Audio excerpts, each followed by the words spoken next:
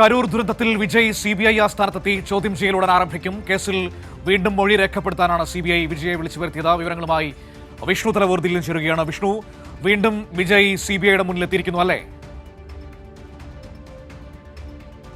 മനു, തീർച്ചയായിട്ടും 11 മണിയോട് കൂടിയാണ് നടനും TV-K അധ്യക്ഷനുമായിട്ടുള്ള വിജയ് ഇപ്പോൾ CBIക്ക് മുന്നിൽ ഹാജരായിരിക്കുന്നത്. കഴിഞ്ഞ 12-ന് വിജയെ ഇത്തരത്തിൽ ചോദ്യം ചെയ്യാൻ CBI ആസ്ഥാനത്തേക്ക് വിളിപ്പിച്ചിരുന്നു. അന്ന് ഏകദേശം 90 ചോദ്യാവലിയായിരുന്നു CBI തയ്യാറാക്കിയിരുന്നത്. എന്തായാലും കഴിഞ്ഞ തവണ ഏകദേശം 5 മണിക്കൂറോളമാണ് CBI വിജയെ ചോദ്യം ചെയ്തത്. അതിന് പിന്നാലെ തന്നെ അടുത്ത ദിവസം ഹാജരാകണമെന്ന് ആവശ്യപ്പെട്ടെങ്കിലും തമിഴ്നാട്ടിലെ പൊങ്കലുമായി ബന്ധപ്പെട്ടുകൊണ്ട് തനിക്ക് ഹാജരാകാൻ കഴിയുകയില്ല, പിന്നീട് ഒരു ദിവസം ഹാജരാകാൻ അനുവദിക്കണമെന്ന CBIക്ക് മുന്നിൽ വിജയ് ഒരു ആവശ്യം മുന്നോട്ട് വെക്കുകയും അത് അംഗീകരിച്ചുകൊണ്ടായിരുന്നു മറ്റൊരു ദിവസം ചോദ്യം ചെയ്യാൻ വിളിപ്പിക്കാമെന്ന് CBI എന്തായാലും അറിയിച്ചത്. എന്തായാലും അതിന് പിന്നാലെയാണ് ഇന്ന് ഹാജരാകാൻ വീണ്ടും നോട്ടീസ് നൽകിയത്. ഇതിൽ പ്രധാനമായിട്ടും കരൂർ ദുരന്തത്തിൽ സംഘാടനത്തിൽ വന്ന വീഴ്ച ഉൾപ്പെടെയുള്ള കാര്യങ്ങളാണ് CBI ഇപ്പോൾ അന്വേഷിക്കുന്നത്. അത്തരത്തിലുള്ള ചോദ്യാവലി തന്നെയാണ്